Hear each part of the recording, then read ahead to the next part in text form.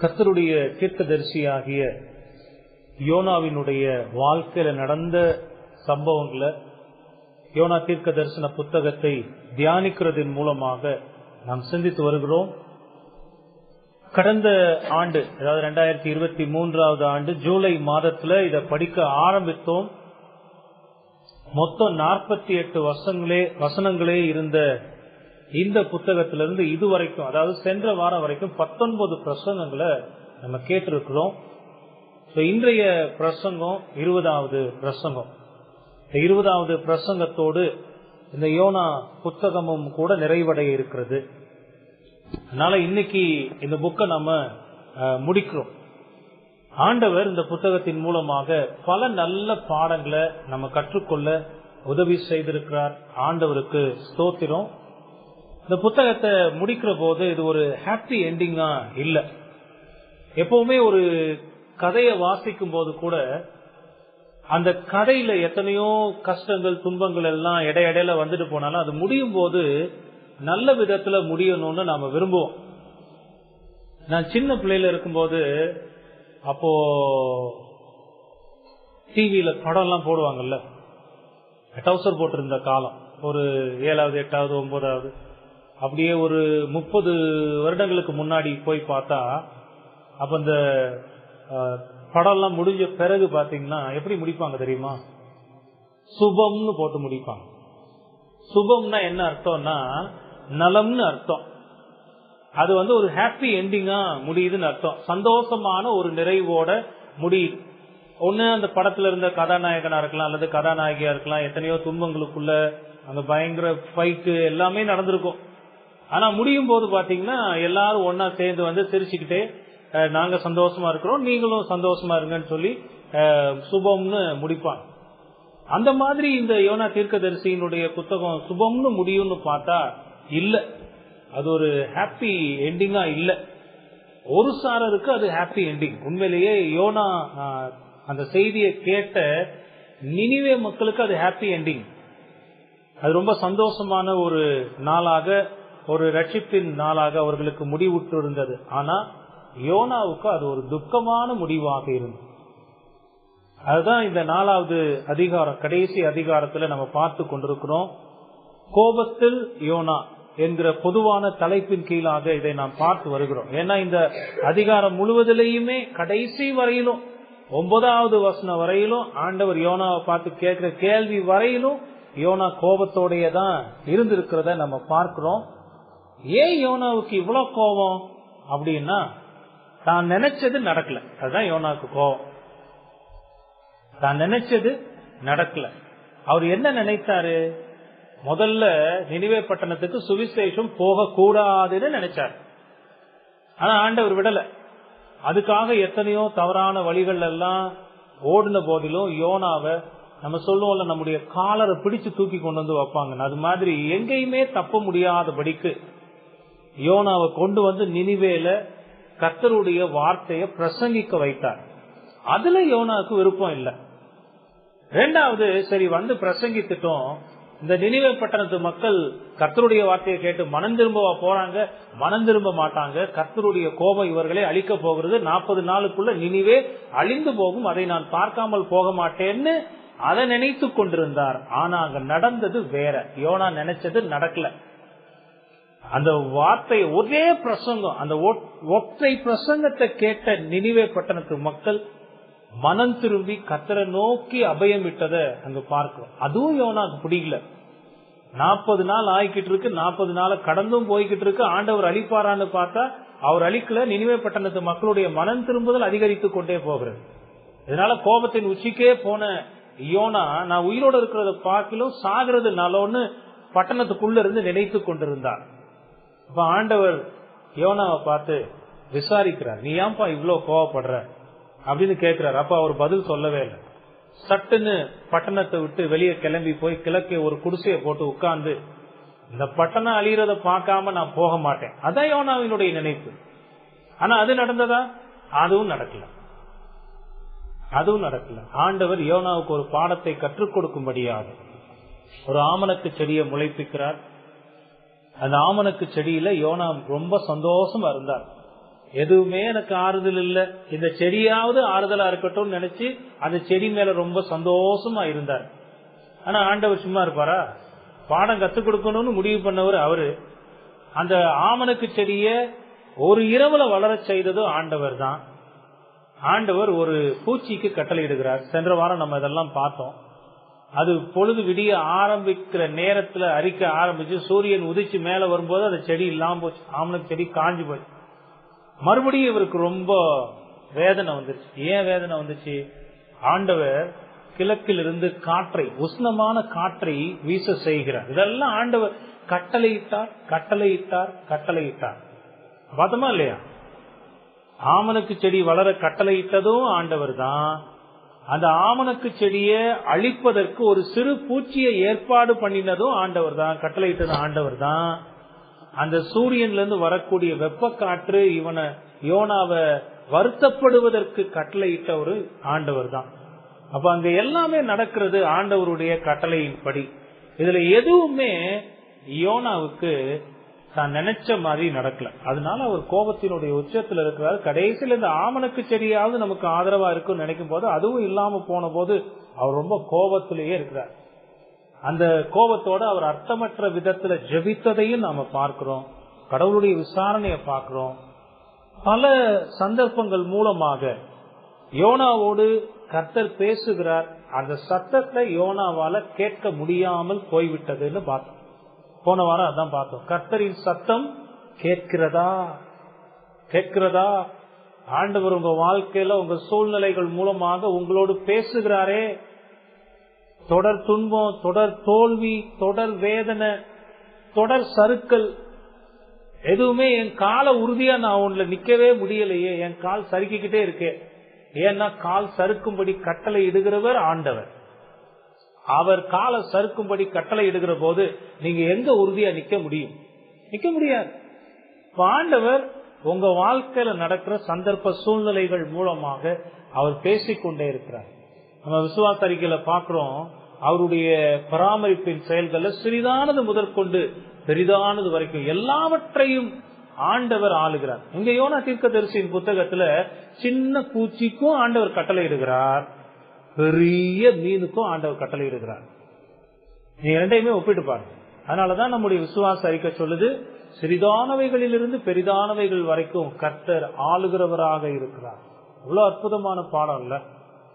நம்ம வாழ்க்கையில வர்ற இந்த சந்தர்ப்ப சூழ்நிலைகள் மூலமாக நாம அனுபவிக்கிற, நாம கற்றுக்கொள்கிற பாடங்கள் எல்லாம் ஆண்டவர் கற்றுக் கொடுக்கிறார்னு பாக்குறோம். அதுக்கு மத்தியில ஆண்டவர் என்ன பேசுகிறார்ன்ற அந்த சத்தத்தை கேட்க நாம கவனமா இருக்கணும். யோனாவுக்கு அந்த தன்மை இல்லாமல் இருந்ததை பார்க்கணும். ஏன் ஒரு இரவுல ஆமணக்கு செடி முளைத்தது? ஏன் அது காய்ந்து போனது? ஏன் நான் மறுபடியும் இந்த சூரிய அந்த வெப்பத்தால நான் துன்பப்படுகிறேன்?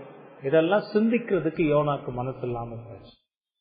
கர்த்தருடைய மக்களாக எத்தனையோ நேரங்கள்ல நம்மை சுற்றி நடக்கிற சூழ்நிலைகள் மூலமாக கர்த்தர் பேசுகிறத நாம கேட்காமல் போகிறோம். ஆனாலும் ஆண்டவர் என்ன செய்யறதில்ல, நம்முடைய இருதய கடினத்திலையும் நான் நினைக்கிறது நடக்கலன்னு நாம பட்டு கொண்டிருக்கிற கோபத்திலையும் நம்மளை விடுகிறவர் அல்ல. அவர் நம்மோடு பேசுகிற தேவன், நம்மை திருத்துகிற தேவன், அவருடைய சித்தத்திற்கு கொண்டு வந்து சேர்க்கிற தேவன். நம்ம எவ்வளவுதான் வணங்கா கழுத்துள்ளவர்களாக இருப்போம், எவ்வளவுதான் நீங்க உங்க கழுத்தை ஸ்டிஃபா வச்சிருப்பீங்க, ஸ்டிஃப் நெக்டுன்னு சொல்லுவாங்க, எவ்வளவு அடி வாங்கு, எவ்வளவு துன்பத்தை அனுபவி, எவ்வளவு கஷ்டம், எவ்வளவு பாடு, நான் வரவே மாட்டேன் ஆண்டவரை வலிக்குன்னு நீங்க முரட்டாட்டம் பண்ண முடியுமா? ஆண்டவருக்கு முன்னாடி அவருக்கு தெரியும் அந்த ஸ்டிஃப்னஸை எப்படி உருக்கணும். ஒரு குயவனுக்கு தெரியும் எந்த இரும்ப எவ்வளவு வெப்பப்படுத்தினா அதை தன்னுடைய வேலைக்கு அதை சரி பண்ண முடியும்னு அவனுக்கு தெரியும். தெரியுமா தெரியாதா? தெரியாதவன் குயவனா இருக்க முடியாது. குயவன்றது என்னது? அந்த இதெல்லாம் செய்வாங்கல்ல, இரும்பெல்லாம் கொல்ல பாத்தீங்களா? கொல்லனுக்கு தெரியும். குயவன்னா களிமண் செய்யறவையா, களிமண்ணை வச்சு பானை செய்யறவன், அதுவும் எடுத்துக்கலாம். அந்த குயவனுக்கு தெரியும் எந்த களிமண்ணை எந்த பதத்துல எப்படி செஞ்சா அது பானையா வரும், எல்லாம் தெரியும். ஒரு கொல்லனுக்கு அதே மாதிரிதான். இப்ப நான் ஆண்டவர் பேசும்போது நான் திருந்தவே மாட்டேன், நான் உருக மாட்டேன், நீங்க எவ்வளவுதான் பண்ணி பாருங்க நின்னா பார்வோனுக்கு என்ன நடந்தோ அதான் நடக்கும். பார்வோனுக்கு என்ன நடந்துச்சு? ஆண்டவர் பேசினாரா இல்லையா? வாழ்க்கையிலேயே அதுவரையும் அவன் கேள்விப்பட்டிராத அற்புத அதிசயங்கள் எல்லாம் நடந்ததே. நானே வானத்துக்கும் பூமிக்கும் தேவனாகிய கர்த்தர்ன்றத அந்த பார்வோன் அன்னைக்கு தன்னுடைய கண்ணால பார்த்தானே. எத்தனை வாதையா கடந்து போச்சு? 10 வாதைகள் போச்சு. அந்த 10 வாதைகள்ல கூட இஸ்ரவேலின் மக்களை ஒரு வாதை கூட தொடலையே. தண்ணி ரத்தமாகல, தவளை வரல, வண்டு பேன்கள் வரல, எரிபந்தமான கொப்பளங்கள் வரல, மேல இருந்து கற்கள் வரல, கொடுமையான வியாதி வரல, எதுவுமே நடக்கல. அவங்க பாதுகாப்பா இருக்கிறாங்க. கடைசி உச்சகட்டத்துல தலைச்சன் பிள்ளைகள் எல்லாம் இங்க எகிப்துல இறந்து போறான். அவங்கள ஒரு பிள்ளை கூட இறக்கலையே. இதெல்லாம் பார்த்து அவனுக்கு புத்தி வரணுமா வேணாமா? பார்வோன் வணங்கா கழுத்துள்ளவனாக இருந்தான். கடைசியில அவனை எங்க தெரியுமா ஆண்டவர் வளைந்து பிடித்தார்? எங்க பிடிச்சாரு? செங்கடல்ல மூழ்க வச்சு பிடிச்சார். அதனால இங்க இருக்க யார் இந்த வார்த்தைகளை கேட்கிற நீங்க தயவு செய்து உங்க எண்ணத்துல அப்படி ஒரு எண்ணம் இருந்துச்சுன்னா, உங்க நினைப்புல அப்படி ஒரு எண்ணம் இருந்துச்சுன்னா, ஆண்டவர் என்னவும் பேசிட்டு போறாருங்க, நான் என் விருப்பப்படிதான் இருப்பேன், எனக்கு பிடிச்சது நடக்கலன்னா நான் கோவப்படுவேன், யோனா மாதிரி இருந்தீங்கன்னா அப்போ அவர் கையில இருந்து எப்படி தப்பிக்க முடியும்? அவர் ஒரு குயவன், அவர் ஒரு கொள்ளன், அவருக்கு தெரியும் எதை எப்ப எப்படி செய்யணும். யோனா கிட்ட அவர் தன்னுடைய நிலையை அங்க விளக்குகிறார் பாருங்க. அதோட அந்த புத்தகம் முடியும். கோபத்தில் இருக்கிறார் யோனா. கர்த்தருடைய தீர்க்கதரிசி தான் இருந்த போதிலும் அவருடைய தவற்றை அவருக்கு உணர்த்துகிறார் ஆண்டவர். யோனாவே நீ பார், நான் ஏன் இவைகளை எல்லாம் செய்து கொண்டிருக்கிறேன்னு உனக்கு சொல்றேன் பார். ஆண்டவர் அது சொல்ல வேண்டிய அவசியம் இல்ல தெரியுமா? நறுக்குன்னு ஒரு கொட்டு வச்சிருந்தா யோனா கதை அங்கேயே முடிஞ்சிருக்கும். ஆனா ஆண்டவர் அப்படி செய்யல. அவர் தன்னுடைய செயலுக்கான விளக்கத்தை கொடுக்கிறார். அததான் 9-11 வசனங்கள்ல நாம பார்க்கிறோம். இதுதான் இந்த யோனா தீர்க்கதரிசியினுடைய கடைசி பகுதி. இன்றைக்கு இத வாசித்து அதுல இருக்கக்கூடிய சத்தியங்களை தியானித்து நல்ல பயன்பாடுகளோடு இந்த புத்தகத்தை நாம முடிக்கலாம். நான் அந்த வசனங்களை வாசிக்கிறேன். உங்க வேத புத்தகத்தை கவனிங்க. உங்க வேத புத்தகத்தை திறந்து உங்க கண்களை அந்த வசனங்கள்ல வைங்க. சிறு பிள்ளைகள் உங்க விரல அந்த வேத வசனத்துல வைங்க. பேரண்ட்ஸ் கொஞ்சம் கூட இருந்து பாருங்க. உங்களுக்கு அந்த வசனம் காதுல கேட்டாலே புரியும், உங்களுக்கு தெரியும். சிறு பிள்ளைகள் அதை செய்யறாங்களான்னு கொஞ்சம் பாருங்க. பிள்ளைங்க அப்படியே உட்கார்ந்து இருக்கிறது நல்லதல்ல. அவங்க விரல கைய பிடிச்சி வேதத்துல வைங்க. அவங்களோட கூட சேர்ந்து கூட நீங்க அந்த வேத பகுதியை பாருங்க. யோனா 4வது அதிகாரம் 9-11 வசனங்கள். அப்பொழுது தேவன் யோனாவை நோக்கி, நீ ஆமணக்கின் நிமித்தம் எரிச்சலாயிருக்கிறது நல்லதோ என்றார். அதற்கு அவன், நான் மரண பரியந்தமும் எரிச்சலாயிருக்கிறது நல்லதுதான் என்றான். அதற்கு கர்த்தர், நீ பிரயாசப்படாததும் நீ வளர்க்காததும் ஒரு ராத்திரியிலே முளைத்ததும் ஒரு ராத்திரியிலே அழிந்து போனதுமான ஆமணக்குக்காக பரிதவிக்கிறாயே. வலது கைக்கும் இடது கைக்கும் வித்தியாசம் அறியாத 120,000 பேருக்கு அதிகமான மனுஷரும் அநேக மிருக ஜீவன்களும் இருக்கிற மகா நகரமாகிய நினிவேக்காக நான் பரிதவியாமல் இருப்பேனோ என்றார். சரிங்களா? நல்ல அருமையான ஒரு வார்த்தை. இந்த வசனங்களுக்கு நான் கொடுத்திருக்கிற தலைப்பு பரிதவிப்பின் தேவன். பரிதவிப்பின் தேவன். ஏன்னா இந்த வசனங்களை அதான் பார்க்கிறோம். இந்த 3 வசனங்களையும் அருமையாக ஒளி வீசக்கூடிய ஒரு கடவுளுடைய குணாதிசயமாக இந்த குணாதிசயம் இருக்கிறது. பரிதவிப்பின் தேவன், நம்முடைய தேவன், நாம இடைவிடாமல் ஆராதிக்கிற வானத்தையும் பூமியையும் படைத்த நம்முடைய தேவன், அவர் பரிதவிப்பின் தேவனாக இருக்கிறார் என்கிற அற்புதமான சத்தியத்தை இந்த வசனங்கள் தாங்கி நிற்கிறது. இந்த வசனங்களை ஒரு 3 குறிப்புகளின் கீழாக நாம் சிந்திக்க போகிறோம். முதலாவது குறிப்பு, கர்த்தரின் கேள்வியும் யோனாவின் பதிலும். 9வது வசனத்தை அடிப்படையாக கொண்டு இதை நம்ம பார்க்க போகிறோம். கர்த்தரின் கேள்வியும் யோனாவின் பதிலும். 2வது குறிப்பு, யோனாவுக்கான கர்த்தரின் விளக்கம். 10-11 வசனங்கள்ல அதை நம்ம பார்க்க போகிறோம். 3வது, கர்த்தரின் விளக்கத்தில் மறைந்துள்ள கடவுளுடைய அற்புதமான குணாதிசயம். கடவுளுடைய விளக்கத்தில் மறைந்துள்ள அவருடைய அற்புதமான குணாதிசயத்தை நம்ம பார்க்க போகிறோம். இதை ஒவ்வொன்றாக நாம் சிந்தித்து இந்த 9 - 11 வசனங்கள் நமக்கு என்ன போதிக்கின்றன என்பதை நாம பார்க்கலாம். முதலாவது குறிப்பு, கர்த்தரின் கேள்வியும் யோனாவின் பதிலும். 9வது வசனத்துல அதை நம்ம பார்க்கலாம். அப்பொழுது தேவன், இந்த வசனம் ஆரம்பிக்கும் போதே அப்பொழுதுன்னு ஆரம்பிக்கிறது. அப்பொழுது தேவன் யோனாவை நோக்கி, நீ ஆமணக்கு நிமித்தம் எரிச்சலாயிருக்கிறது நல்லதோ என்றார். அதற்கு அவன், நான் மரண பரியந்தம் எரிச்சலாயிருக்கிறது நல்லதுதான். ஏன்னா அப்படித்தான் அவன் பதில் சொல்றான். பாருங்க, இந்த வசனத்தை வாசிக்கும் போது நான் மரண பரியந்தம் எரிச்சலாயிருக்கிறது நல்லதுதான் அப்படின்னு வாச்சா அது சரியா வருமா? அவன் கொடுத்த பதில் அப்படித்தானே கொடுத்திருக்கிறான். ஒரு கோபத்தோட, ஒரு எரிச்சலோட, இவர் இன்னும் என்கிட்ட பேசிக்கிட்டு இருக்கிறாரு பாருன்ற அந்த ஒரு உச்ச கோபத்தோட. நீங்க கோபமா இருக்கும்போது யாராவது வந்து உங்ககிட்ட ஏதாவது கேள்வி கேட்டா உங்க பதில் எப்படி இருக்கும்?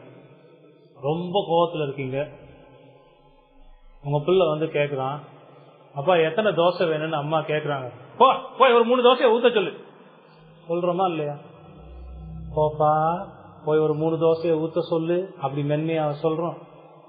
ஏன், ஏற்கனவே அது எரிப்பந்தமா உள்ள ஒண்ணு எரிஞ்சுகிட்டு இருக்கு, கொதிச்சுக்கிட்டு இருக்கு. அப்ப வந்து ஒரு கேள்வி வரும்போது அங்க அன்பு, பாசம், நேசம், உருக்கம், இரக்கம் இதுக்கெல்லாம இடம் பட்டுன்னு பதில் சொல்லும். அதனாலதான் யோனா பதில் சொன்ன விதத்தை நான் அப்படி வாசித்தேன். சொல்றேன், நான் மரண பரியந்தம் எரிச்சலா இருக்கிறது நல்லதுதான். ஏன் யோனாவை பார்த்து ஆண்டவர் இந்த கேள்வியை கேட்டார்னா, அப்பொழுதுன்னு இந்த வசனம் ஆரம்பிக்குதான். எப்பவுமே சொல்லியிருக்கேன், வேதம் வாசிக்கும் போது இந்த மாதிரி ஒரு வார்த்தை வந்தா, அப்பொழுது, ஆகையால், இது நிமித்தம், இந்த மாதிரி வார்த்தைகள்லாம் வந்தா முந்தின வசனத்தோட நம்ம தொடர்பு படுத்தி பார்க்கணும். எந்த சூழ்நிலையில ஆண்டவர் யோனாவை பார்த்து இந்த கேள்வியை கேட்டாரு? 8வது வசனத்துல பார்த்தோம்னா, யோனா தனக்குள்ளே சாவை விரும்பி, நான் உயிரோடு இருக்கிறதை பார்க்கிலும் சாகிறது நலமாயிருக்கும் என்று சொன்னபோது ஆண்டவர் இந்த கேள்வியை கேட்கிறார். யோனா அந்த மன விருத்தியின் நிலைக்கு போய் இருப்பதற்கான காரணத்தை 6 - 8 வசனங்களை நம்ம சென்ற வாரமே பார்த்திருக்கிறோம். அப்படிப்பட்ட மன விரக்தியில, மன அழுத்தத்துல, மன சோர்வுல, கோபத்தினுடைய உச்சத்துல இருக்கிற அந்த யோனா கிட்ட ஆண்டவர் கேட்கிறாரு, ஏப்பா நீ இவ்வளவு எரிச்சலா இருக்கிறது நல்லதா அப்படின்னு கேட்கும் போது அவன் இவ்வளவு கடுமையா பதில் சொல்றான் ஆண்டவர்கிட்டயே. நான் யோசிச்சு பார்த்தேன், ஆண்டவர்கிட்டயே இவ்வளவு கோபமா பதில் சொல்ற மனுஷன், யாராவது சாதாரண மனுஷன் போய் ஏன்பா நீ இவ்வளவு கோபமா இருக்கன்னு கேட்டா என்ன செஞ்சிருப்பான்னு யோசிச்சு பாருங்க. யோனா அந்த அளவுக்கு கோபத்தினுடைய உச்சி. பொதுவாகவே மன விரக்தியில, மன அழுத்தத்தினுடைய உச்சியில, எல்லையற்ற கோபத்தை அடக்க முடியாம தவிக்கிற ஒரு மனிதனுடைய நினைவுல என்ன ஓடிக்கொண்டிருக்கும் தெரியுமா? நான் சாகன். மன விரக்தியும் மன அழுத்தமும் எல்லையற்ற கோபத்தையும் கையாள முடியாம தன்னுடைய வாழ்க்கையில் நடக்கிற சூழ்நிலைகளால ரொம்பவே துன்பத்தை அனுபவித்துக் கொண்டிருக்கிற ஒரு மனிதனுடைய எண்ணத்துல ஓடிக்கொண்டிருக்கக்கூடிய எண்ணம் என்ன? இதுக்கு மேல நான் ஏன் வாழணும்? நான் இறந்து போயிட வேண்டியதுதான். அதனாலதான் மனுஷன் என்ன செய்யறான்னா தற்கொலை செய்து கொள்கிறான். அந்த உலகத்துல எவ்வளவு பேர் தற்கொலை செய்யறதை பத்தி நம்ம கேள்விப்படுறோம். ஒவ்வொரு நாளும் நியூஸ்ல பாக்கிறோம். குடும்பமா தற்கொலை செய்து கொள்ளுகிறாங்க, தனிப்பட்ட விதத்துல தற்கொலை செய்து கொள்ளுகிறத பார்க்கிறோம். ஏன் அப்படிப்பட்ட ஒரு நிலைமைக்கு போறான்? தான் உயிரையே, இந்த உலகத்திலேயே ஒரு மனுஷனுக்கு விலை மதிப்பில்லாதது எது தெரியுமா? அவனுடைய உயிர். உங்களுக்கு தெரியுமா? இந்த உலகத்திலேயே ஒரு மனுஷனுக்கு விலை மதிப்பில்லாதது அவனுடைய உயிர். இந்த உலகத்துல எது போனாலும் இந்த மனுஷனால சமாளித்து வாழ முடியும். உடம்புல கை, காலு எது போனாலும் சமாளிச்சு வாழலாம். எவ்வளவு பெரிய சொத்து இழந்து போனாலும் சமாளிச்சு வாழ்ந்துடலாம். சம்பாதிச்சு மீட் எடுத்துடலாம். எதை இழந்தாலும் சம்பாதித்துக் கொள்ளலாம். உயிர் போன பிறகு அந்த உயிரை மறுபடியும் சம்பாதிக்க முடியுமா? செத்த ஒரு மனுஷன் திரும்பி வந்து நீங்க பாத்துருக்கீங்க?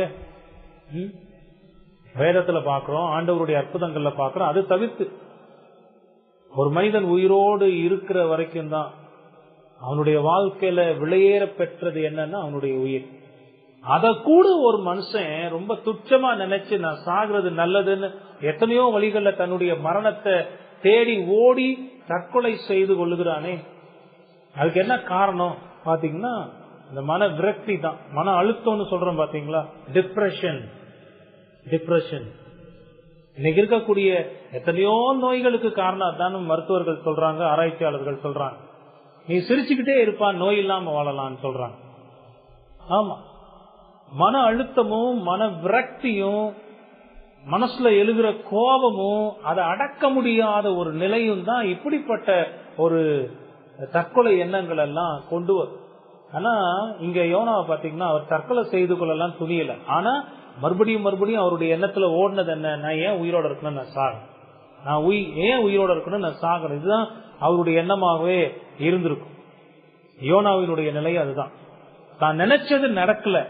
எப்படி ஆண்டவர் இந்த புறஜாதி நாய்களுக்கு ரட்சிப்பை கொடுத்தார், இஸ்ரவேலுக்கு வெளியில தேவனுடைய இரக்கம் போய் சேர்ந்திருக்கிறதே, இந்த நிலைய பாக்குறதுக்காக நான் இத்தனை துன்பங்களை அனுபவித்து வந்தேங்கிற அந்த ஒரு கோபம் அதை அடக்க முடியல.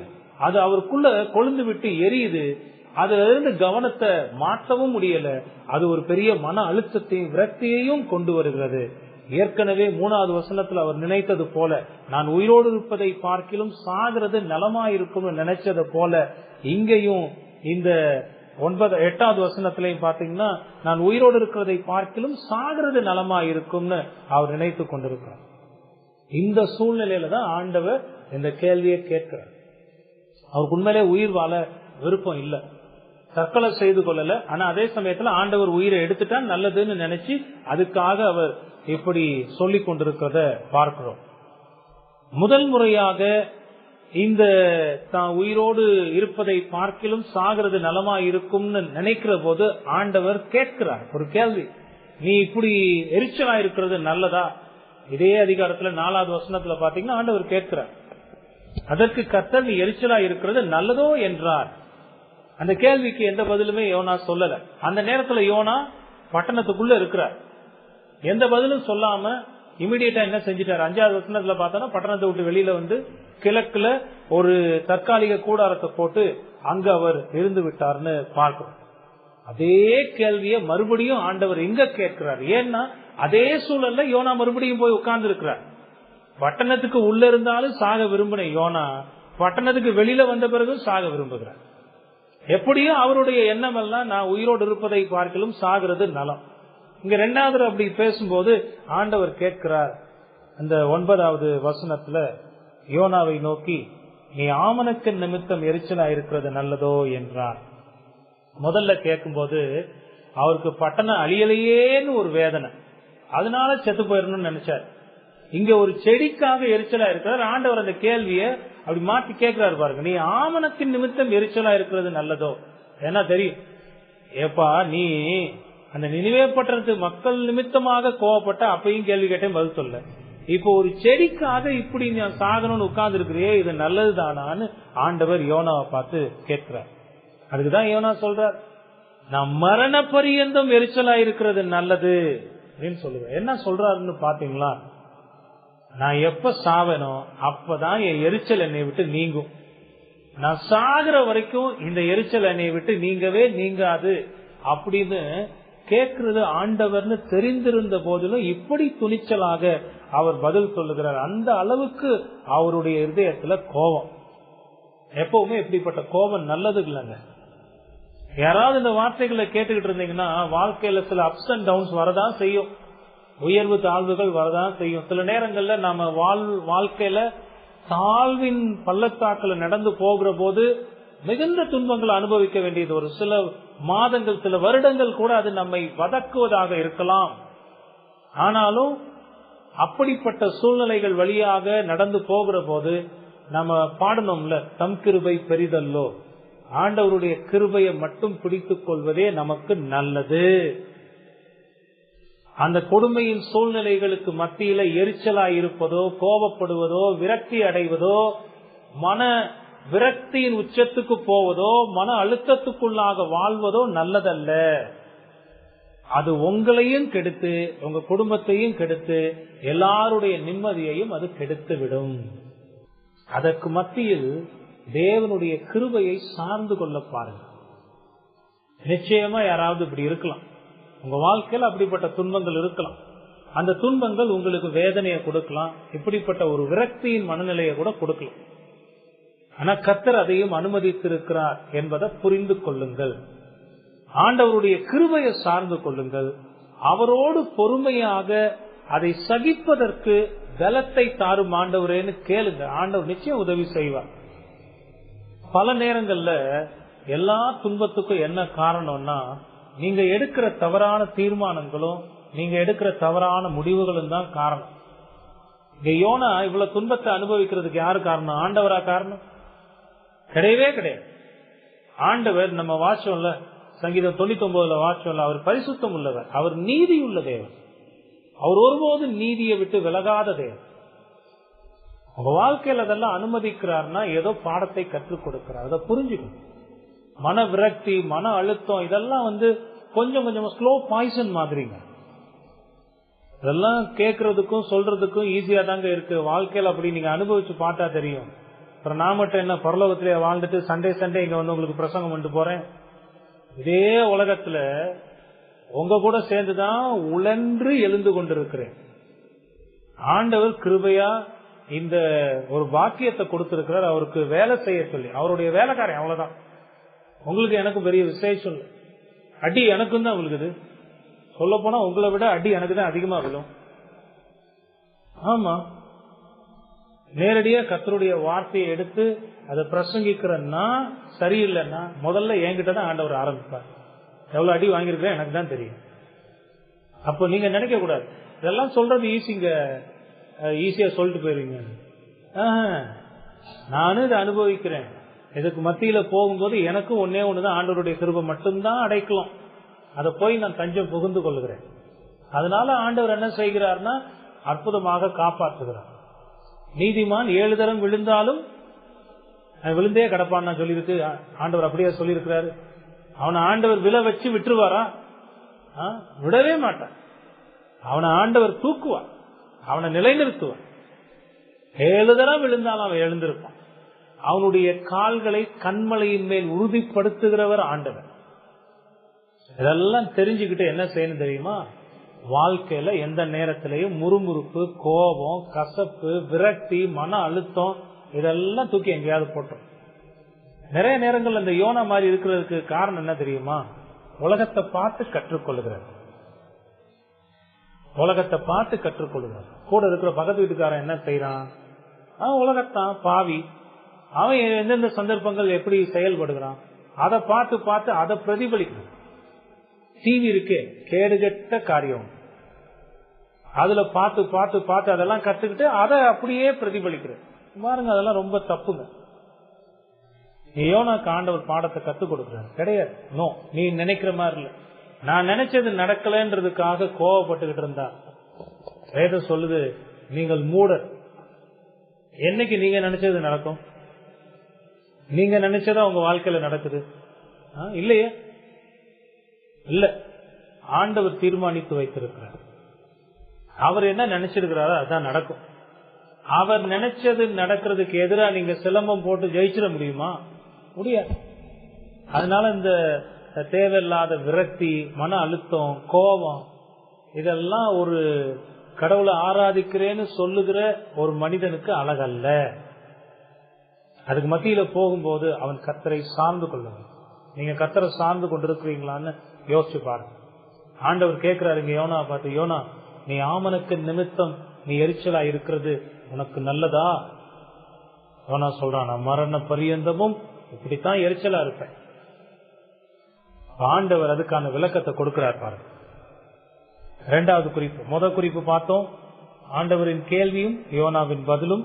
2வது குறிப்பு யோனாவுக்கான கர்த்தரின் விளக்கம் 10-11 வசனங்கள்.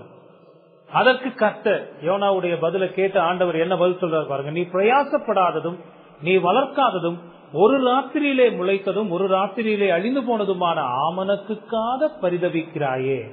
வலது கைக்கும் இடது கைக்கும் வித்தியாசம் அறியாத 120,000 பேருக்கு அதிகமான மனுஷரும் அநேக மிருக ஜீவன்களும் இருக்கிற மகா நகரமாகிய நினிவேக்காக நான் பரிதபியாமல் இருப்பேனோ என்றார். இது கர்த்தர் தன்னுடைய செயலுக்கான விளக்கத்தை யோனாவுக்கு கொடுக்கிறார். அவர் வானத்தையும் பூமியையும் படைத்த தேவன். அவருடைய படைப்புகளை எதையும் செய்ய அவருக்கு உரிமை உண்டு. தான் செய்வதற்கான விளக்கத்தை யாருக்கும் கொடுக்க வேண்டிய அவசியம் இல்லை. யோனாக்கு அதை செய்ய வேண்டிய அவசியம் இல்லை. ஆனாலும் ஆண்டவர் என்ன செய்கிறார் பாருங்க, யோனாவுக்கு தன்னுடைய செயல்களை புரிய வைக்கிறார், அதற்கான விளக்கத்தை கொடுக்கிறார். யோனா கொண்டிருந்தது சுயநலமான எண்ணங்க, சுயநலமான எண்ணம். ஏன்னா இந்த 2வது முறை இவ்வளவு கோபமா இவ்வளவு எரிச்சலா மரணத்தை நேசிக்கிறதுக்கு என்ன காரணம்? அந்த ஆமணக்கு செடி தான் காரணம். அந்த ஆமணக்கு செடி இல்லாம போனதுதான் காரணம். அந்த ஆமணக்கு செடி இல்லாததுனால அந்த சூரியன்ல இருந்து வரக்கூடிய உஷ்ண காற்று தனக்கு இருந்த அந்த ஆறுதலையே எடுத்து போட்டு விட்டதேங்கிற கோபம் தான். இப்போ அந்த கோபத்துலதான் அவர் அப்படி நினைக்கிறார். எல்லாமே எனக்கு எதிராகவே நடக்குது, எல்லாமே எனக்கு எதிராகவே நடக்குது. அதனாலதான் அந்த கோபம் இன்னும் ஏற்கனவே கோபத்துல இருக்கும்போது எரிந்துகிட்டு இருக்கிற கொல்லியில இன்னும் கொஞ்சம் எண்ணெயை ஊத்தினா அது எப்படி இன்னும் பிரகாசமா எரியுமோ அது மாதிரி எரியுது.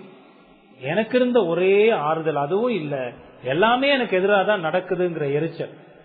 தன்னை சுற்றி நடக்கிற காரியங்களை புரிந்து கொள்ள முடியாத நிலையில யோனா இருக்கிறார். ஆனாலும் கர்த்தர் அவரிடமாக எவ்வளவு பொறுமையாக நடந்து கொள்கிறாரு பாருங்க. உண்மையிலேயே உங்களுக்கு எனக்கெல்லாம் அந்த பொறுமை வரவே வராதுங்க. ஒரே தடவை தான் நான் சொல்லுவேன், கேட்டு நீ திருந்திருந்த இல்லையா போயிரு, உனக்கு நான் மறுபடியும் உட்கார்ந்து பாடம் எடுத்துக்கிட்டு இருக்கிறேன்னா உனக்கு ஆசிரியர் இல்ல. ஒரு தடவை தான் சொல்லுவேன், உனக்கு புத்தி இல்ல, அறிவு இல்ல. எத்தனை தடவை உனக்கு சொல்றது? இதுதான் நாம். ஆனா ஆண்டவர் அப்படி இல்லை. யோனாவுடைய புத்தியினத்துக்கு மத்தியில எவ்வளவு பொறுமையாக அவர் நடந்து கொள்கிறார்னு பாருங்க. ஏன்னா யோனாவுடைய நிலை கர்த்தருக்கு நல்லா தெரியும். எவ்வளவு கோபத்தோட எவ்வளவு விசனத்தோட இருக்கிறாருன்றது தெரியும். நம்ம வீட்டுல யாராவது அப்படி கோபத்துல இருந்தா, பிள்ளைங்கள அல்லது நம்ம மனைவிய அப்படி கோபத்தோட இருந்தா நம்ம என்ன செய்வோம்? அந்த கோபத்துல எண்ணெயை ஊத்துனோம்னா மோசம். அதுல இருந்து அவங்களை எப்படியா திருப்பணுன்றதுக்காக என்னென்னலாம் செய்வோம்? மெதுவா பேசுவோம். பசங்க கோபமா இருந்தா என்ன செய்வோம்? சரி விடுறா, வாடா, அதெல்லாம் வாழ்க்கையில சகஜம்டா, வா அப்படின்னு சொல்லி அவங்களோட பேசுவோம். ஏன் இப்படி இருக்கிற சொல்லு, அது சொல்ல கூட வராது. மூச்செல்லாம் வாங்கி புசு புசு புசுன்னு அந்த கோபத்தினுடைய எரிச்சல்ல பாத்தீங்கன்னா மூச்சு மட்டும்தான் வெளியே வரும், வார்த்தையே வராது. சரி கொஞ்சம் அமைதியாரு, நெஞ்ச கொஞ்சம் தடைவிடும், சாந்தம், அமைதியாரு, பொறுமையா சொல்லு, ஒண்ணு இல்ல வா சொல்லு, இதெல்லாம் சொல்லி அப்படி என்ன ஏன் அவன் அப்படி இருக்கிறான்? ஏன்னா அவங்க மேல அன்பு இருக்கணும். கோபத்துல இருக்கிறவன் இன்னும் கோபத்துல இருக்கட்டும்னு சொல்லி இன்னும் 7-8 காரியத்தை சேர்த்து போட்டு அவங்களை கோபப்படுத்தணும்னா என்ன ஆகும்? அந்த உறவை உடைக்கும். அவங்க மேல அன்பு இருக்கிறதுனால போய் என்ன செய்யணும்? சரி ஏன் இவ்வளவு கோபமா? சரி வா பரவாயில்ல விடு. அது மாதிரி ஆண்டவருக்கு என்ன செய்யறாருன்னா யோனாவோட இடைப்படுகிறார். கோபத்தின் உச்சியில இருக்கிற எவ்வளவு பொறுமை இருக்கு பாருங்க ஆண்டவர். நமக்கு அந்த அளவுலாம் பொறுமை இல்லை. ஆண்டவர் அவ்வளவு பொறுமையாக யோனாவை கையாளுகிறார். யோனாவுடைய நிலையை அறிந்து மிகுந்த பொறுமையோடு யோனாவை கையாளுகிறார். அது மட்டும் இல்ல, யோனா நீ புரிஞ்சுக்கோ, யோனா ஏன் இதெல்லாம் நான் செய்யறேன்னு உனக்கு சொல்லட்டா அப்படின்னு சொல்லிதான் அவர் விளக்குகிறார். 2 விதங்கள் அதை விளக்குகிறார். முதல்ல யோனா ஏன் கோபத்தோடு இருக்கிறார் என்பதை அவருக்கு சொல்லி விளக்குகிறார். அதிலிருந்தே நான் ஏன் இப்படி செய்யறேன்றத விளக்குகிறார். அவர் யோனாவை பார்த்து சொல்றாரு, யோனாவே நீ பிரயாசப்படாததும் நீ வளர்க்காததும் ஒரு ராத்திரியிலே முளைத்ததும் ஒரு ராத்திரியிலே அழிந்து போனதுமான ஆமணக்குக்காக பரிதபிக்கிறாயே. யோனா இந்த ஆமணக்கு செடிக்காக இவ்வளோ எரிச்சல் இருக்கிறியப்பா, நீயா இந்த ஆமணக்கு செடியை விதைய போட்டு விதைச்ச? நீயா இந்த ஆமணக்கு செடி வளர்றதுக்கு தண்ணி ஊத்துன? நீயா இந்த ஆமணக்கு செடி வளர்றதுக்கு உரம் போட்ட? ஒவ்வொரு நாளும் வந்து வந்து வந்து இந்த ஆமணக்கு செடியை பார்த்து அது கொஞ்சம் கொஞ்சமா வளர்றத பார்த்து அதுல சந்தோஷப்பட்டு அது வளர்றதுக்கு தடையா இருக்கிற காரியங்கள் எல்லாம் எடுத்து போட்டு, களைகள்லாம் வளர்ந்தா களையெல்லாம் எடுத்து போட்டு, சூரியன் ரொம்ப அதிகமா வராத அளவுக்கு தேவையான மறைவுகள் எல்லாம் செய்து வைத்து, ஏதாவது பூச்சி இருந்து அது எதுவும் அரிக்கிற மாதிரி இருந்து அந்த பூச்சியெல்லாம் இதுல ஏதாவது ஒன்ன நீ செஞ்சியா? இதுக்கு பேர் தான் பிரயாசப்பட்டதும். வீட்டுல நம்ம ஒரு செடி வளர்க்கிறோம்னா இதெல்லாம் செய்வோம். யோனா இதெல்லாம் செஞ்சாரா? செய்யவே இல்லை. நீ பிரயாசப்படவே இல்லையே, இதுல ஒண்ணுல கூட உன் பங்களிப்பு இல்லையப்பா. நீ வளர்க்காததும், இதை நீ வளர்க்கல, யார் வளர்த்தது? அது நான் வளர்த்தேன். அது வளர்ந்தது எப்படி? ஒரு ராத்திரியிலே முளைத்ததும் ஒரு ராத்திரியிலே அழிந்து போனதுமான. கொஞ்ச நேரம் இருந்த சட்டுன்னு வளர்ந்து பட்டுன்னு போன ஆமனுக்காக இவ்வளவு வேதனைப்படுறியப்பா சொல்ற. அது இல்லாம அழிந்து போனது உனக்கு எப்படிப்பட்ட துன்பத்தை கொடுக்குது. இது ஒரு வகையில சுயநலமான துன்பமாக இருந்த போதிலும் அது இருந்தா கொஞ்சம் சந்தோஷமா இருப்பேன் நினைச்சிட்டு இருந்த. ஆனா அது வளர்ந்ததுக்கு நீ எதுவுமே செய்யலையே. அது அழிந்து போனது உனக்கு இப்படிப்பட்ட துன்பத்தை கொடுத்திருந்தா என்னுடைய படைப்புகள் அழிந்து போவதை நான் எப்படிதான் பார்த்தேன்? ஆண்டவர் கேட்கிற கேள்வி. ஒரு ராத்திரியில முளைச்சு ஒரு ராத்திரியில அழிஞ்சு போன அந்த ஆமணக்குக்காக நீ பரிதபிக்கிறாயே. வலதுகைக்கும் இடதுகைக்கும் வித்தியாசம் அறியாத 120,000 பேருக்கும் அதிகமான மனுஷரும் அநேக மிருக ஜீவன்களும் இருக்கிற மகா நகரமாகிய இந்த நினிவேக்காக நான் எப்படி பரிதபிக்காம இருப்பேன்? 120,000 பேர், வலதுகைக்கும் இடதுகைக்கும் அந்த வித்தியாசம் அறியாதன்னா சரியான பகுத்தறியக்கூடிய திராணி இல்லாத மனிதர்கள். அவன் பிறவிலேயே பாவியா தான் பிறந்திருக்கிறான். அவனுடைய பாவத்தின் காரணமாக பல கடவுள்களை அவன் வழிபட்டு வந்திருக்கிறான். இருந்த போதிலும் அவன் அழிந்து போகிறதுல எனக்கு விருப்பம் இல்லை. அந்த மகா நகரம், இத்தனை மிருக ஜீவன்கள் உள்ள, இத்தனை உயிர்கள் உள்ள அந்த பட்டணம் கவிழ்க்கப்பட்டு போகாதபடிக்கு நான் அவங்களுக்கு இரக்கம் பாராட்டினேன். என்னுடைய செய்தியை கொண்டு சேர்த்தேன். அந்த செய்தியை கேட்டு மனம் திரும்பினார்களே, அவங்கள நான் எப்படி அழிப்பேன்? அவர்களுக்காக நான் பரிதபியாமல் இருப்பேனோ அப்படின்னு ஆண்டவர் அங்க யோனாவுக்கு விளக்கம் கொடுக்கிறார். இது எந்த அளவுக்கு யோனாக்கு புரிஞ்சிச்சு, யோனா இதுக்கு என்ன பதில் சொன்னாரு, இது எதுவுமே நமக்கு தெரியல. இந்த கதை இத்தோட அப்ரப்டா கட் ஆகும். என்ன அதுக்கு மேல நடந்ததுன்னு சொல்லி ஒண்ணுமே இல்லாம அப்படியே க்ளோஸ் ஆகுது இந்த கதை. 11வது வசனத்தோட ஆண்டவர் சொன்ன பதிலோட முடியுது. ஆண்டவருடைய பதில கேட்டு யோனா என்ன பதில் சொன்னாரு? இல்ல நான் தொடர்ந்து சாகணும்னு தான் சொன்னாரா? செத்தாரா? உயிரோட இருந்தாரா? ஆண்டவர் வேற என்ன செய்தாரு? யோனா நினிவே பட்டணத்தை விட்டு போன? எதுவுமே நமக்கு தெரியாது. எதுவுமே தெரியாது.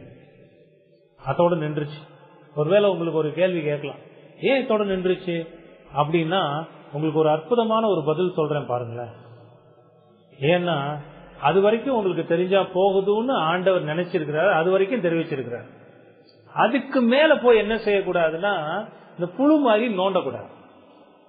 நானுமே யோசிச்சு பார்த்தேன், சரி அதுக்கப்புறம் என்னதான் நடந்திருக்கும், ஒரு வரலாற்று அறிஞர்கள் ஏதாவது எழுதி வச்சிருக்கிறாங்களான்னு எத்தனையோ வெப்சைட்டை தேடி தேடி தேடி பார்த்தேன். வேற நம்ம ஆளுங்க என்ன சொல்லியிருக்கிறாங்க?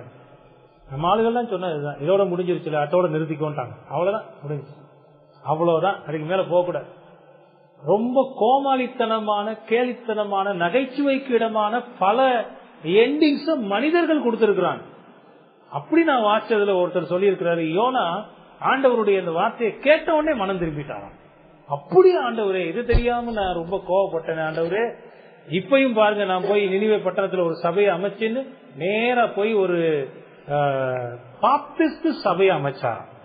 அதுவும் பாப்டிஸ்ட் சபையை தான் அமைச்சிருக்கிறார். யோனா போய் அமைத்ததாகவும், அப்புறம் நினிவே பட்டணம் ரொம்ப ஆண்டவருடைய பக்தியில வளர்ந்ததாகவும். இதெல்லாம் நம்பாதீங்க, இப்பெல்லாம் யாராவது சொன்னா கேட்காதீங்க. இதெல்லாம் கட்டுக்கதை, அதெல்லாம் வேதத்துல இல்ல, வரலாற்றுலயே நம்மளால பார்க்க முடியாது. ஆவியானவர் இதுவரைக்கும் நீங்க தெரிஞ்சிருக்கணும்னு சொல்லி எழுதியிருந்தா அதோட நம்ம நிறுத்தி கொள்வோம். அதுக்கு மேல போய் வேதம் மூடி இருக்கிற ஒரு பொருளை, ஒரு காரியத்தை திறக்க நம்ம ஆசைப்படக்கூடாது. புரியுதா? மறைவானவைகள் தேவனுக்கே மறைவு, அது ஆண்டவர் மறைத்து வைத்திருக்கிறார், போதும். இப்ப இதுல 3வது ஒரு காரியத்தை பாக்குறோம் இதை முடிக்கிறதுக்கு முன்னாடி. ஏன்னா அந்த 2 வசனங்கள்ல மறைந்திருக்கிற ஆண்டவருடைய அற்புதமான ஒரு குணாதிசயத்தை பார்க்கணும். முதல்ல ஆண்டவருடைய கேள்வியும் யோனாவுடைய பதிலையும் 9வது வசனத்துல பார்த்தோம். யோனாவுக்கான ஆண்டவரின் விளக்கத்தை 10-11 வசனத்துல பார்த்தோம். ஆண்டவர் கொடுத்த அந்த விளக்கத்துல அவர் தன்னுடைய ஒரு அற்புதமான குணாதிசயத்தை முன்வைக்கிறார். அத மூணாவதா நம்ம பார்க்கலாம். என்ன குணாதிசயம் அது? அது இந்த வசனங்கள்ல ஒரே வார்த்தையில வெளிப்படுத்தப்பட்டிருக்கிறது. அந்த வார்த்தை என்னன்னா பரிதவிப்பு. இத்தனை 1,20,000 பேருக்கும் அதிகமான மக்களும் அநேக மிருக ஜீவன்களும் இருக்கிற இந்த மகா நகரமாகிய நினிவேக்காக நான் பரிதபியாமல் இருப்பேனோ. அதனாலதான் அந்த செய்திக்கு தலைப்பே பரிதவிப்பின் தேவன். அவருடைய குணாதிசயங்கள் அற்புதமான குணாதிசயம். இந்த பரிதவிப்புனா என்னங்க அர்த்தம்? இன்னைக்கு நாம அந்த வார்த்தையை பயன்படுத்துறதில்ல, ரொம்ப பரிதாபமா இருக்குங்க அந்த வார்த்தையை வேணா நம்ம யூஸ் பண்ணுவோம். அவருடைய நிலை ரொம்ப பரிதாபமா இருக்கு. யோபுடைய நிலையை பார்க்கும்போது, அவர் எப்படியெல்லாம் துன்பத்துக்குள்ள வந்தாருன்னு பார்க்கும்போது அதை பார்த்து நம்ம என்ன சொல்லுவோம்? ரொம்ப பரிதாபமா இருந்ததுங்க யோபுவினுடைய நிலை. பாருங்க, ஒரே நாள்ல யோபு கிட்ட இருந்த அத்தனை மிருக ஜீவன்களையும் பிடிச்சிட்டு போயிட்டாங்க. ஒரே நாள்ல யோபுவினுடைய 10 பிள்ளைகளும் அழிந்து போனாங்க. ஒரே நாள்ல யோபுவினுடைய மனைவி கூட வந்து யோபுவை பார்த்து, இன்னும் நீ உயிரோடு இருக்கிறதுக்கு என்னையா காரணம்? உன் தேவனை தூசித்து ஜீவனை விடும் என்று சொல்லி தூசித்து விட்டு மனைவியும் விட்டுட்டு போயிட்டான். எல்லாத்துக்கும் மேல யோபுவுக்கு உடம்பெல்லாம் வியாதி, உடம்பெல்லாம் பரு, தெரியாம உருக்குலைந்து போய் சாம்பல்ல உட்கார்ந்து உடம்புல சாம்பலை வாரி போட்டுக்கிட்டு ஒரு ஓட்டை வச்சு சுரண்டிக்கிட்டே துன்பத்துல இருந்த அந்த யோபுவினிட எவ்வளோ பரிதாபம் இல்ல? அந்த வார்த்தை புரியுதா? பரிதாபம். அவருடைய நிலையை பார்த்து நாம கொள்ளுகிற ஒரு இரக்க சுபாவம்னு கூட சொல்லலாம். அதுல யோபுவினுடைய நண்பர்கள் வந்து பார்த்த போது யோபுவினுடைய தெரியாம இருந்திருக்கிறத பார்த்து அவ்வளவா அவங்க தேம்பி அழுதாங்களா. வந்து சில நாட்கள் பேசவே இல்லை.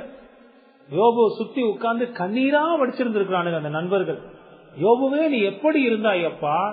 உன்னுடைய செல்வ செருக்கு எப்படி இருந்தது? உன்னுடைய தேகம் எவ்வளவு வளமையாக இருந்த தேகம், எவ்வளவு அற்புதமான ஆடைகளை நீ உடுத்தி இருந்த, உன் முகக்கலை எப்படி இருந்தது, உன்னுடைய செல்வம் எப்படி, உன்னுடைய செருக்கு, உன்னுடைய பிள்ளைகள், உன்னுடைய படைபலம், உனக்கு இருந்த மிருக ஜீவன்கள் எப்படி இருந்த, நீ இப்படி தெரியாமல் ஆகிவிட்டாயேன்னு அவங்க பேச கூட வார்த்தை இல்லாம கண்ணீரா விட்டு உட்கார்ந்து இருக்கிற அளவுக்கு யோபுவினுடைய நிலை போயிடுச்சு. இதை வாசிக்கும் போது நம்முடைய இருதயத்துல ஒரு இரக்க சுபாவம் வருது. பாத்தீங்களா? அதான் பரிதாபம். அவர்களுக்காக பரிதாபம். உலகத்துல நம்ம வாழும்போது நம்ம பார்க்கிற சில சம்பவங்கள் எல்லாம், சில மனிதர்கள், சில விலங்குகள், அதெல்லாம் பார்க்கும்போது அவர்களுடைய நிலையை பார்த்து நம்ம என்ன செய்வோம்னா ரொம்ப மனவேதனைப்படுவோம். இந்த வேதனைப்படுவோம் பாத்தீங்களா, அதுக்கு பேர் தான் பரிதாபம்.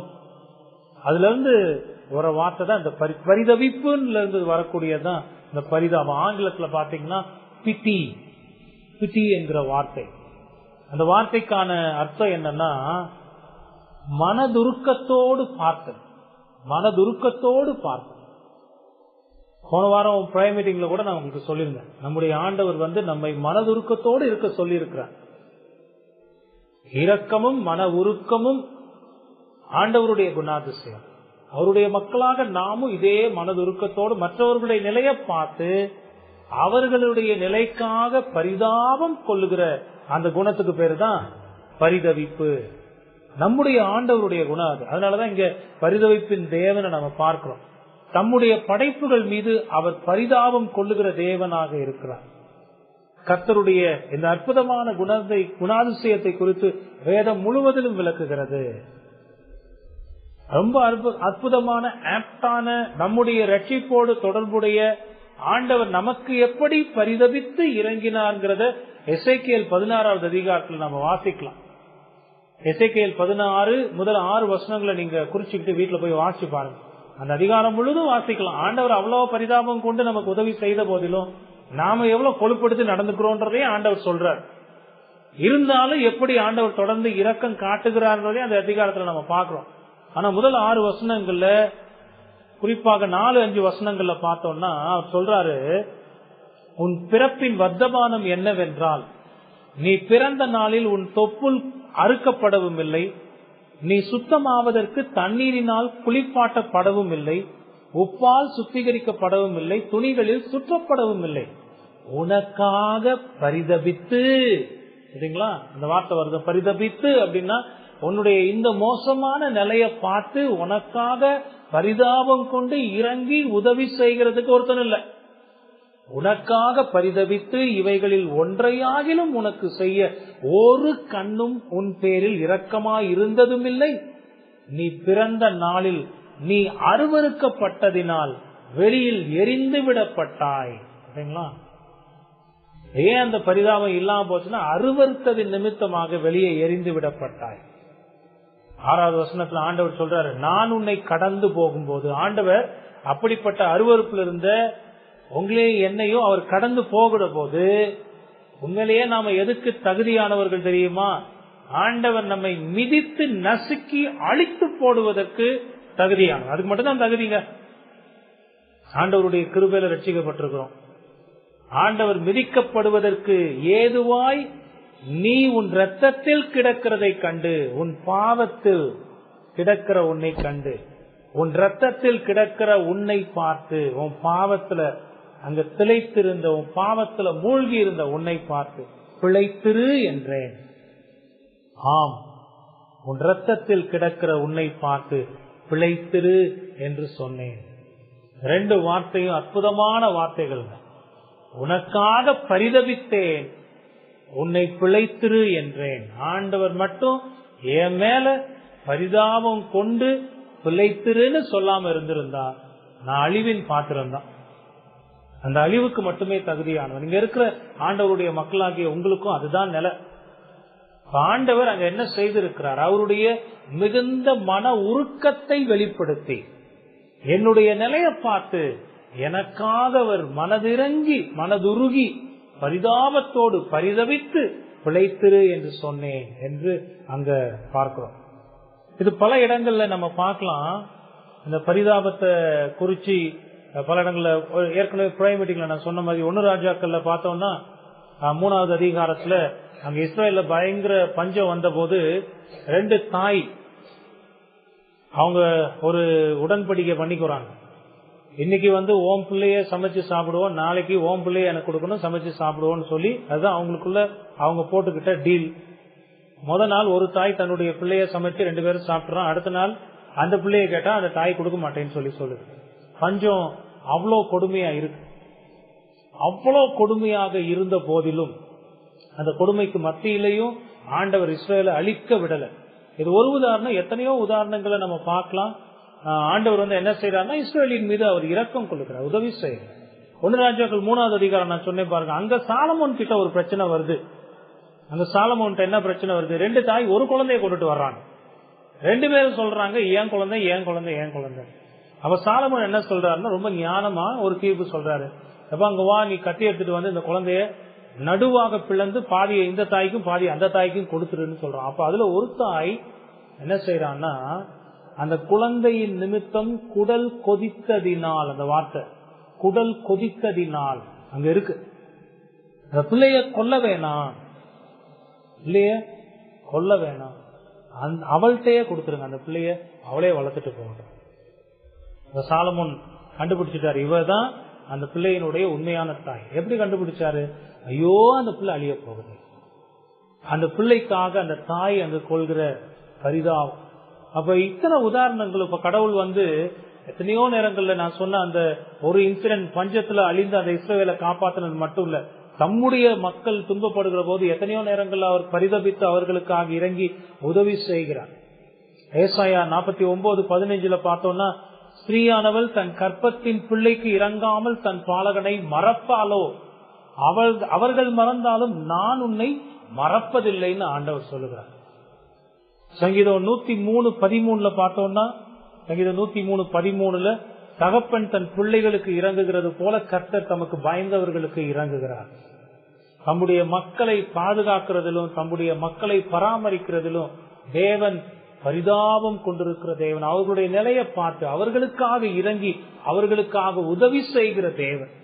இங்கு அதே குணாதிசயத்தை நினிவே பட்டணத்து மக்களுக்கும் ஆண்டவர் வெளிப்படுத்தினதை பார்க்கும். அததான் யோனா கிட்ட சொல்ற, யோனா ஒரு சின்ன செடி அழிஞ்சு போனதுக்கு நீ இவ்வளவு கோவப்படுறிய, இவ்வளவு எரிச்சலா இருக்கிறிய, இவ்வளவு மன விரக்தியில இருக்கிறிய, அந்த பட்டணத்தை பாரு. 1,20,000 பேருக்கும் அதிகமான மக்கள் இருக்கிறாங்களே, அவங்களெல்லாம் படைச்சது நானே. இவ்வளவு மிருக ஜீவன்கள் இருக்குன்னுப்பா, இவைகளெல்லாம் ஒரு நிமிஷத்துல எப்படி நான் அழிப்பேன், நான் அவர்களுக்காக பரிதபிக்கிறேன் என்று தம்முடைய அற்புதமான குணாதிசயத்தை ஆண்டவர் அங்கு வெளிப்படுத்துகிறார். நம்முடைய தேவன் பரிதவிப்பின் தேவனாக இருக்கிறார் என்பதையும் இந்த பகுதி நமக்கு விளக்குகிறது. ஆக இந்த வசனங்களை 3 குறிப்புகள்ல பார்த்திருக்கோம். யோனாவுடைய அந்த கோபத்துக்கான ஆண்டவருடைய கேள்வியும் யோனாவின் பதிலும் முதல்ல பார்த்தோம். யோனாவுக்கான கர்த்தருடைய விளக்கத்தை 2வது பார்த்தோம். அவர் கொடுத்த விளக்கத்துல மறைந்திருந்த அவருடைய அற்புதமான குணாதிசயம் ஆகிய பரிதபிக்கிற தேவன் என்கிற காரியத்தையும் பார்த்தோம். இதோடு இந்த புத்தகம் நிறைவடைகிறது. ஏற்கனவே நான் சொன்னது போல இதுக்கு பிறகு என்ன நடந்தது நமக்கு தெரியாது, நினிவேக்கு என்ன நடந்ததுன்னு தெரியாது. ஆனா பின்னாடி பார்த்தோம்னா நினிவே பட்டணத்து மக்கள் இந்த மனம் திரும்புதல்ல தொடர்ந்து நிலைத்திருக்கவில்லை. கொஞ்ச காலம் போன பிறகு மறுபடியும் மக்கள் பாவத்தில் போன போது நினிவேக்கான பாரம் என்று தன்னுடைய தீர்க்கதரிசியை கொண்டு ஆண்டவர் நினிவேக்கான தண்டனையை கொடுத்ததையும் வேதத்துல நாம பார்க்கிறோம். ஆண்டவர் அவ்வளவுதான் நமக்கு வெளிப்படுத்தி இருக்கிறார். இதோடு இந்த புத்தகத்தை நாம் நிறைவு செய்கிறோம். ஆனா நிறைவு செய்வதற்கு முன்பதாக இந்த ஓவராலா இந்த புத்தகத்திலிருந்து நாம படிக்கிற பயன்பாடுகள் என்ன, சில முக்கியமான பயன்பாடுகளை நான் உங்களுக்கு நினைவுபடுத்துகிறேன். இந்த புத்தகம் நமக்கு எந்த அளவுக்கு உதவி இருக்கிறது, இந்த புத்தகத்தின் மூலமாக நாம் படித்துக் கொண்ட பாடங்கள் என்ன, அத ஒவ்வொன்னா பார்க்கலாம். முதலாவது, கடவுளுடைய பரந்த உள்ளத்தை இந்த புத்தகம் நமக்கு விளக்குகிறது. பாஸ்டர் மார்ட்டின் அவருடைய சர்மன்ஸ்ல அவர் ஒரு 12 பிரசங்கம் வரைக்கும் இந்த புத்தகத்துல செய்திருக்கிறார். அதெல்லாம் சர்மன் சென்ட்ரல்ல அவைலபிளா இருக்கு, நீங்க கேட்கலாம். இந்த பிரசங்கங்கள் எல்லாம் தயாரிப்பதற்கு அவர் எனக்கு பேருதவி செய்திருக்கிறார். நிச்சயமா பாஸ்டர் மார்ட்டினுடைய சர்மன் எனக்கு ரொம்ப உதவி செய்திருக்கிறது அந்த வசனங்கள் எல்லாம் புரிந்து கொள்வதற்கு. நீங்க அதை கேட்டு பார்க்கலாம். ரொம்ப அற்புதமான பிரசங்கங்கள். அதுல அவர் அடிக்கடி பயன்படுத்தின வார்த்தை இதுதான், லார்ஜ்னஸ் ஆஃப் காட்ஸ் ஹார்ட். கடவுளுடைய மிகவும் பரந்த உள்ளத்தை இந்த புத்தகம் நமக்கு காட்டுகிறது. இந்த யோனா ரட்சிப்பு யூதர்களுக்கு மட்டும் என்று நினைத்திருந்த போது இல்லை, அது புறஜாதிகளுக்கும் கிடைக்கும் என்பதை ஆண்டவர் இந்த புத்தகத்தின் மூலமாக பகிரங்கமாக வெளிப்படுத்தி இருக்கிறார். புதிய ஏற்பாட்டில் நாம பார்க்கிறோம், ரட்சிப்பு யூதர்கள் மூலமாக நமக்கு வருகிறது. இன்றைக்கு நாமும் புறஜாதிகளாக இருக்கிறோம். நாமும் கூட கிறிஸ்துவின் சுவிசேஷத்தை கேட்டு விசுவாசித்து ஆண்டவருடைய மக்களோடு சேர்க்கப்பட்டிருக்கிறோம். இத பழைய ஏற்பாட்டில் நடந்த இந்த சம்பவம் நமக்கு விளக்குகிறதாக இருக்கிறது. கடவுள் தம்முடைய படைப்புகள் மீது அளவு கடந்த இரக்கம் உள்ளவர் என்பதையும் கூட இந்த புத்தகத்துல நம்ம பார்க்கிறோம். அவருடைய பரந்த இருதயத்தை இந்த புத்தகத்துல பார்க்கிறோம். 2வது, கடவுளுடைய மீட்பின் திட்டத்தை அருமையாக இந்த புத்தகம் விளக்குகிறது. God's redemptive plan. உலக தோற்றத்துக்கு முன்னமே ஆண்டவர் கொண்டிருந்த ரட்சிப்பின் திட்டத்தில் ஆண்டவர் ஏற்படுத்தி இருந்த உடன்படிக்கையை இந்த புத்தகம் நமக்கு விளக்குகிறது. ஆண்டவர் உடன்படிக்கையின் தேவன்.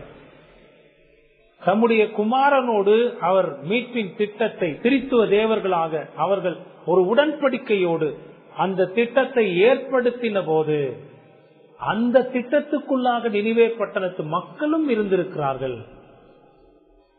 நினிவே மக்களும் இந்த உடன்படிக்கைக்குள்ளாக இருந்திருக்கிறார். எத்தனை ஆச்சரியம்னு பாருங்களேன். ஆண்டவர் சடுதியாக ஒரு முடிவெடுத்து சடுதியாக யோனாவை அழித்து சடுதியாக நினிவேக்கு போய் சடுதியாக பிரசங்கித்து சடுதியாக அந்த ரட்சிப்பை நினிவேக்கு கொடுக்கவில்லை. உலக தோற்றத்துக்கு முன்பதாகவே, நினிவே பட்டணத்து மக்கள் உருவாவதற்கு முன்பதாகவே தேவன் அந்த ரட்சிப்பை தீர்மானித்தார். அதை அன்றைக்கு நிறைவேற்றி முடித்தார். உங்களையும் என்னையும் ஆண்டவர் உலக தோற்றத்துக்கு முன்னாடி தாங்க முன்குறித்து தெரிந்தெடுத்து வைத்திருந்தார். நாம பிறக்கிறதுக்கு முன்பதாகவே நித்தியத்தில் அவர் மீட்பின் திட்டத்தை ஏற்படுத்தின போது என்னுடைய பெயர் ஆண்டவருக்கு தெரிந்திருந்தது. நான் எப்ப பிறப்பேன்றது ஆண்டவருக்கு தெரிந்திருந்தது. நான் எப்ப ரட்சிப்பின் அனுபவத்தை அடையணுங்கிறதையும் ஆண்டவர் தீர்மானித்திருந்தார். என்னுடைய ரட்சிப்புக்காக அனைத்தையும் அவர் மீட்பின் திட்டத்தில் ஏற்படுத்தி நிறைவேற்றி அதை செய்து முடித்தார். நான் எப்போ மரணத்தை அடைஞ்சு அவருடைய மகிமைக்குள்ள பிரவேசிக்கிறோனோ அவருடைய திட்டம் முழுமை அடைகிறது. இங்க இருக்கிறவங்க ஒவ்வொருத்தருக்கும் அதுதான். உங்களை ரட்சிப்பதற்காக மீட்பின் திட்டத்தை உடன்படிக்கையாக எல்லாம் நீங்கெல்லாம் பிறக்கிறதுக்கு முன்னாடி உலக தோற்றத்துக்கு முன்பதாக ஆண்டவர் ஏற்படுத்தினார். அந்த மீட்பின் திட்டத்தை வரலாற்றில் அவர் நிறைவேற்றி கொண்டிருக்கிறார். அந்த உடன்படிக்கையை அவர் நிறைவேற்றுகிற தேவனாக இருக்கிறார். எவ்வளவு அருமையான ஒரு சத்தியம் பாருங்க.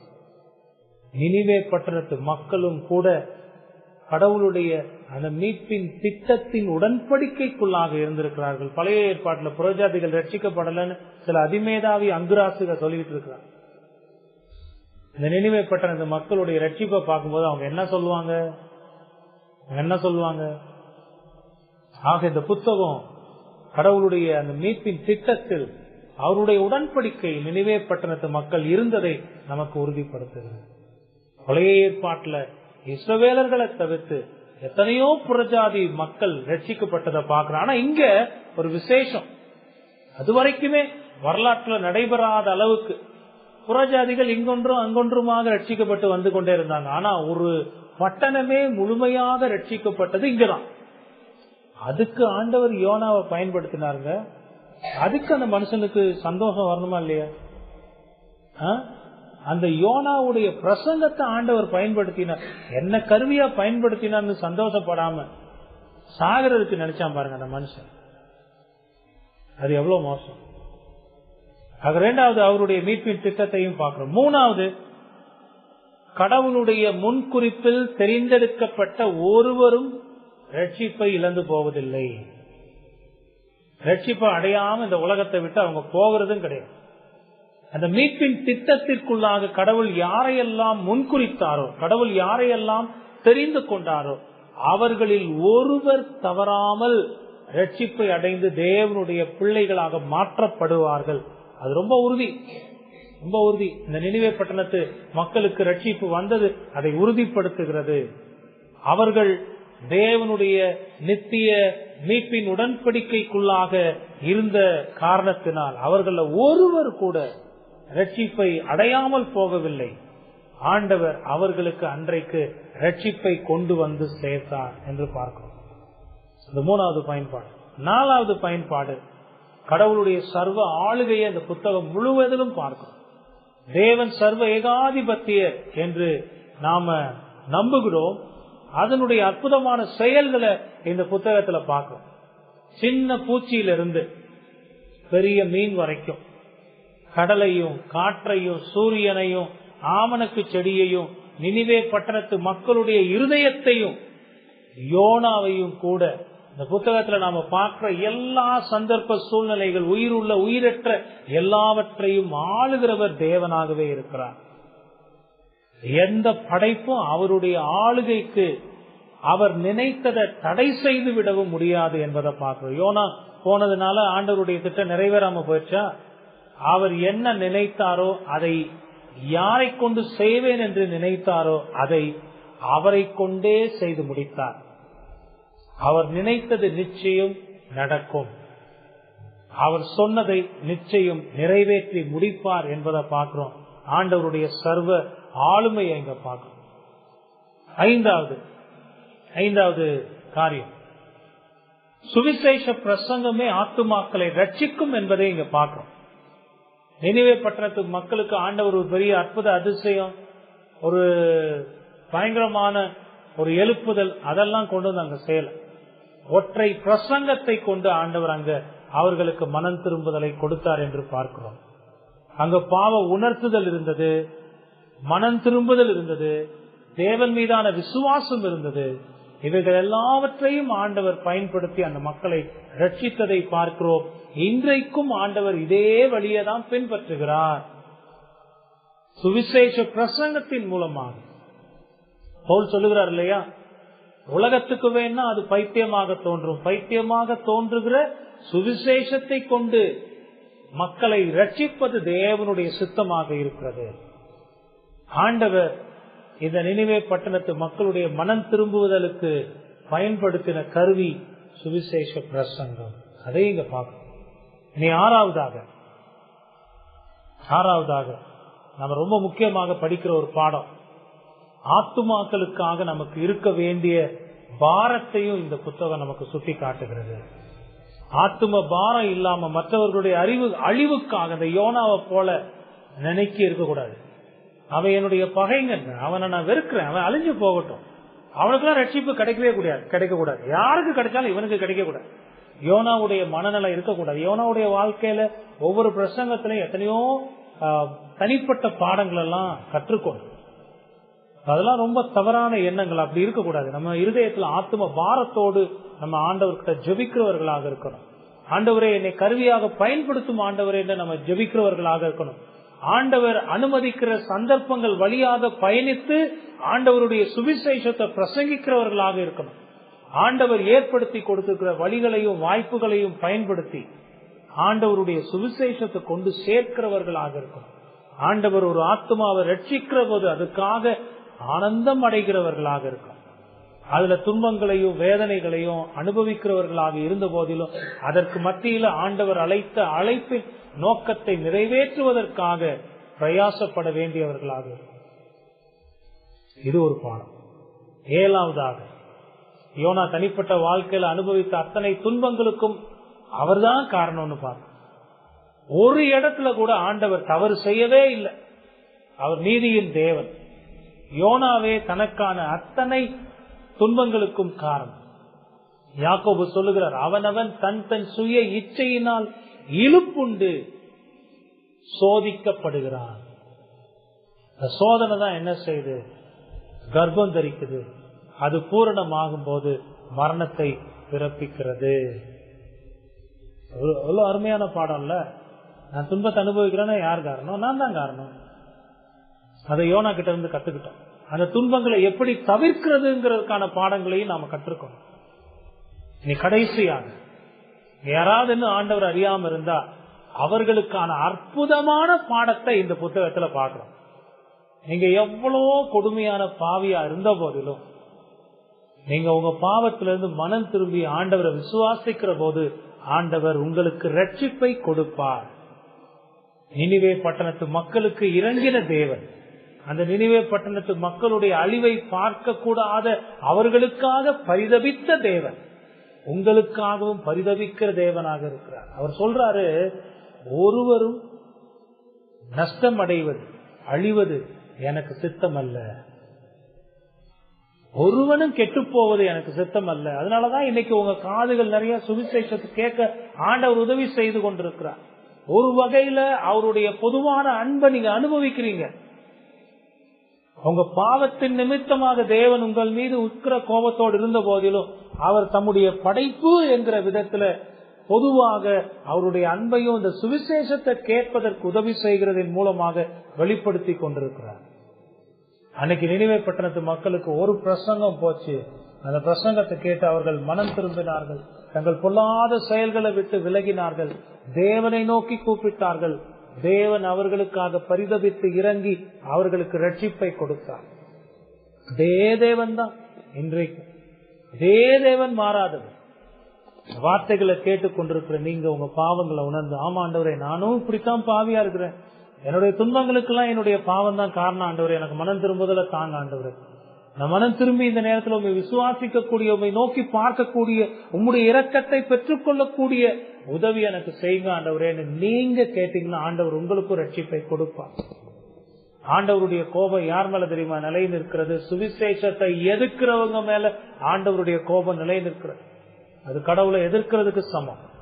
அன்றைக்கு மட்டும் இந்த நினிவே பட்டணத்து மக்கள் யோனாவுடைய பிரசங்கத்தை நிராகரித்து யோனாவை அழித்திருப்பார்களானால் அன்றைக்கு அந்த பட்டணம் அழிக்கப்பட்டிருக்கும்.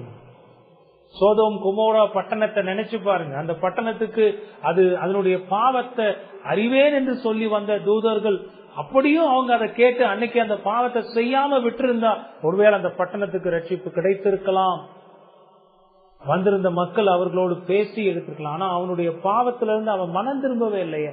அந்த பாவத்தை இன்னும் செய்வதற்கு அவன் தீவிரம் காட்டினானே, இன்னும் அதிகமாக பாவத்தை செய்ய அவன் பிரயாசப்பட்டான், அதுக்காக அவன் தீவிரித்தான். நடந்தது என்ன? லோத்தும் அவனுடைய பிள்ளைகளும் மற்றும் காப்பாற்றும். லோத்தினுடைய மனைவி கூட அழிக்கப்பட்டான்.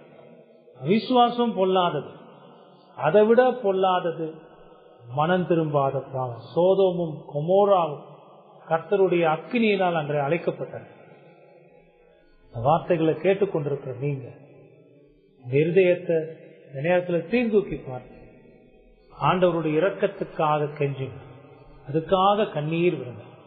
ஆண்டவரே என் மேல் பரிதாபமாக இருந்து எனக்கு ரட்சிப்பை தாரும் ஆண்டவரேன்னு கேளுங்க. ஆண்டவர் உங்களுக்கு ரட்சிப்பை தருவார். இதனால் உங்களுக்கு ரட்சிப்பின் ஆனந்தத்தின் நாளாக இருக்கட்டும். இந்த உலகத்துல எதுவும் பெருசு இல்லைங்க. நீங்க நம்பி இருக்கிற எதுவும் பெருசு இல்லை. யோனா நம்பி இருந்த அந்த ஒரு ஆமணக்க கூட ஆதரவு கோல அவர் முறித்து போட்டு விட்டார். யோனாவுக்கு பாடம் கற்பிக்கணும். ஆண்டவர் பேசுகிற போது அதை கேட்டு அவருடைய சத்தத்துக்கு கீழ்ப்படிந்து எனக்கு ரட்சிப்பை தாரும் ஆண்டவரேன்னு கேட்கிற யாவருக்கும் அவர் ரட்சிப்பை கொடுக்கிறார். இன்னைக்கு நீங்க கேட்டீங்கன்னா உங்களுக்கும் ஆண்டவர் இலவசமாக ரட்சிப்பை கொடுப்பார். நீங்களும் மனம் திரும்பி தேவனுடைய பிள்ளையாக அவருடைய ரட்சிப்பின் ஆனந்தத்துல நீங்க சந்தோஷப்படணும்.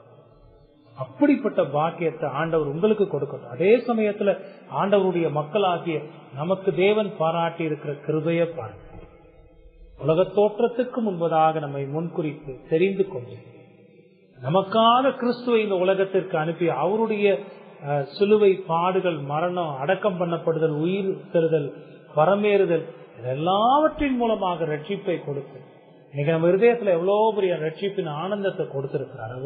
நம்ம செய்கிற பாவங்களுக்கு மத்தியில அவர் நமக்காக பரிதவித்து பாவங்கள் எல்லாம் மன்னித்து நம்மை நடத்தி கொண்டிருக்கிறது. நிச்சயமாக நம்மை மகிமையில் கொண்டு போய் சேர்க்கிறவராக இருக்கிறார். இந்த நாளையும் எதிர்பார்த்து காத்திருக்கிறோம். இந்த பாக்கியத்தை ஆண்டவர் நமக்கு கொடுத்திருக்கிறார். அதெல்லாம் உணர்ந்து ஆண்டவருக்கு நன்றி செலுத்தி அவருடைய நாமத்தின் மகிமைக்காக உலகத்துல வாழும். அன்றைக்கு நினிவே பட்டணத்து மக்களுக்கு தேவன் தம்முடைய இரக்கத்தை வெளிப்படுத்தி ரட்சிப்பை கொடுத்தார். அந்த பட்டணத்துக்கு அன்றைக்கு மிகப்பெரிய ஆனந்தம் கிடைத்தது. தேவனுடைய பரந்த இருதயத்தின் கிருபையை அந்த மக்கள் அனுபவித்தார். அதுதான் இந்த புத்தகம் நமக்கு வெளிப்படுத்துகிறது. அவ்வளவுதாங்க. இதோட யோனா புத்தகத்தை நாம் நிறைவு செய்கிறோம். எல்லாம் நம்ம படிக்கிறதுக்கு ஆண்டவர் உதவி செய்தார். எங்கேயும் குறைவில்லாம ஆண்டவர் நமக்கு கிருபை பாராட்டினார். ஆண்டவருக்கு நாம் நன்றி செலுத்துவோம்.